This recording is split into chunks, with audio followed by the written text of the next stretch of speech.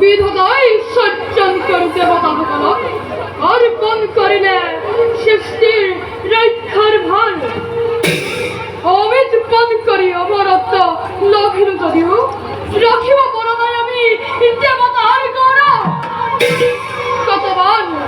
কতবার দৈত্য দানবর হাতত পরাজয় স্বীকার করি অখেত লাঞ্ছনা ভুঞ্জি স্বামী দেব সমাজে দেবরাজ কিয় এনে দুর্বল চিন্তা দিছে পশ্চয়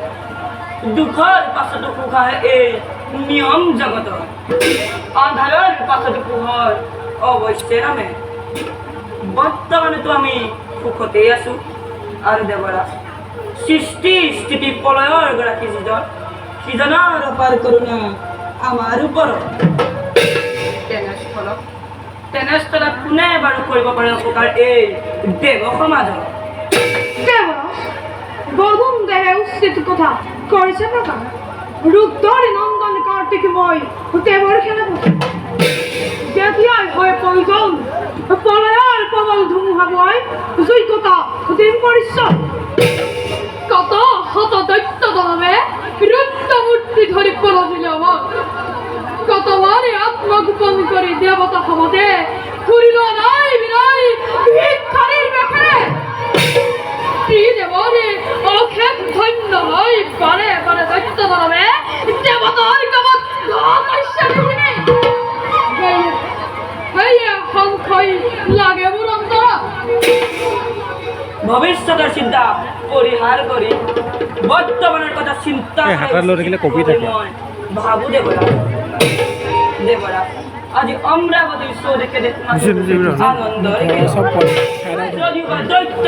বারে বারে করে পরাজিত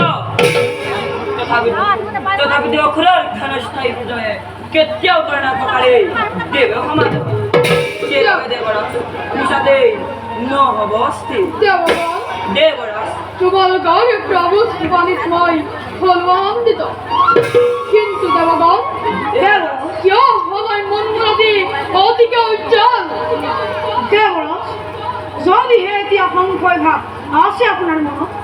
কৰো এক নিবেদন দিয়া কোনো অতি আনন্দৰে অনুমতি দেৱৰাজ সমগ্ৰ দেৱতা আয়োজন কৰো বিষ্ণু যজ্ঞ সম্পূৰ্ণ হলে অমংগলৰ চিহ্ন মাত্ৰ নাথাকিবই অমৰাৱতী ধন্য ধন্য কাৰ্তিক উচিত পৰামৰ্শ কৰিল প্ৰদান অচিৰতে আয়োজন কৰিম আমি বিষ্ণু যজ্ঞ শুনা দেৱগণ থাকিবা হস্ত মহাদাহৰ প্ৰত্যুতাৰ বাবে